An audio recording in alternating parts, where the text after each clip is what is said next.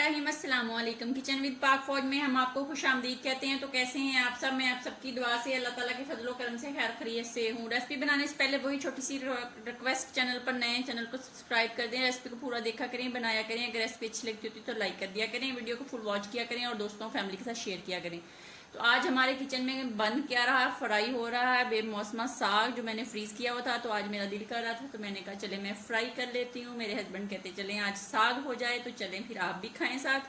तो यहाँ पे एक पैकेट मेरे पास साग का था और यहाँ पे मैंने एक बड़ी साइज की प्याज ली थी, उसको मैंने काट लिया। और एक अदद मेरे पास सब्ज प्याज थी, उसको भी मैंने इसी के अंदर काट लिया।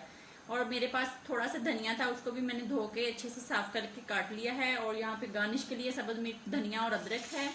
और इसमें एक चम्मच जाएगा नमक का। आप नमक अपने जायके के मुताबिक भी डाल सकते हैं। ये नमक मैंने छोटा चाय वाला चम्मच लिया है क्योंकि साग के अंदर ऑलरेडी पहले नमक डाला होता है। तो हल्दी का चाय का चौथाई चम्मच है। यहाँ पे मेरे पास 7 सब्ज मिर्चें थी, एक टुकड़ा बड़ा अदरक का था और 7 जवे लहसुन के थे। इनको मैंने एक जगह पे इकट्ठा पीस लिया है। और कुकिंग ऑयल का आधा कप हम डालते हैं देचकी में और इसको बनाते हैं जनाब। हमारा गर्म हो गया, इसमें प्याज डालते हैं। प्याज में सकते हैं हम फ्राई जनाब। थोड़ा सा ये लाइट सा पिंक सा हो जाए तो हम इसमें लहसुन अदरक का पेस्ट डालेंगे और फिर इसमें जाएंगे स्पाइसी।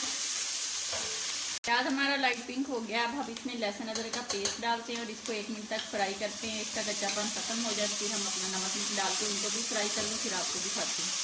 इसके अंदर साग डाल देंगे। कुछ लोग साग को फ्राई करते वक्त हरी मिर्च नहीं डालते, सुर्ख डालते हैं, लेकिन हमारे घर में सुर्ख मिर्च कम खाई जाती है इस तरह की चीज़ों में। कड़ी में भी हम लोग सब्ज़ मिर्ची डालते हैं, सुर्ख नहीं डालते।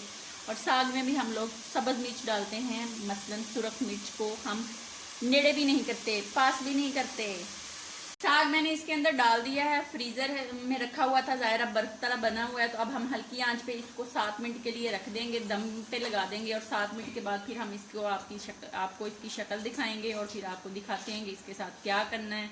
तो 7 मिनट के लिए मैं इसको ढक देती हूँ बिल्कुल हल्की आंच पे और 7 मिनट के बाद मिलते हैं। 7 मिनट हो गए हैं, आइए चेक कर लेते हैं। ये देख लें, बिस्मिल्लाहिर्रहमानिर्रहीम। तो साग हमारा जो वो अच्छे से नरम हो गया है और पक गया है। अब हम इसमें डालते हैं जनाब सब्ज़ धनिया।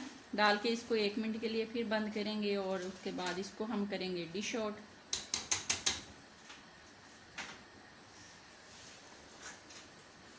किस किस के मुंह में पानी आ रहा है ये भी बताना कमेंट्स में साग को देख के। अब डिश आउट करके आपको दिखाऊंगी।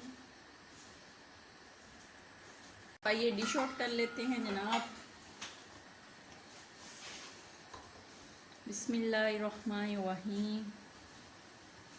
बिल्कुल सर्दियों के जो साग होते हैं ना वैसी खुशबू आ रही है इसके अंदर से, बहुत मज़े की। इसको मक्खन के साथ और जनाब चाहे तो तंदूरी रोटी से खाएं तो चाहे नान से खाएं। तो अब मैं इसमें मक्खन डालूं, गार्निश कर लूं और इसके साथ हम खाएंगे रोटी, वो भी आपको दिखाऊंगी। तो ये देख लें जनाब, गर्मा गर्म साग मक्खन और रोटी बन के हो गया है रेडी। अब हम इसको खा लेते हैं। बिस्मिल्लाहिर्रहमानिर्रहीम। खाना है, खा लें।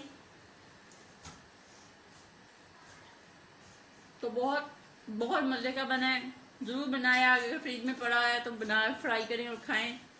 अपना बहुत ज़्यादा ख्याल रखें, खुश रहें, दुआओं में याद रखें। ज़िंदगी रही तो फिर मुलाकात होगी, तब तक के लिए इजाज़त दीजिए। अल्लाह हाफिज़।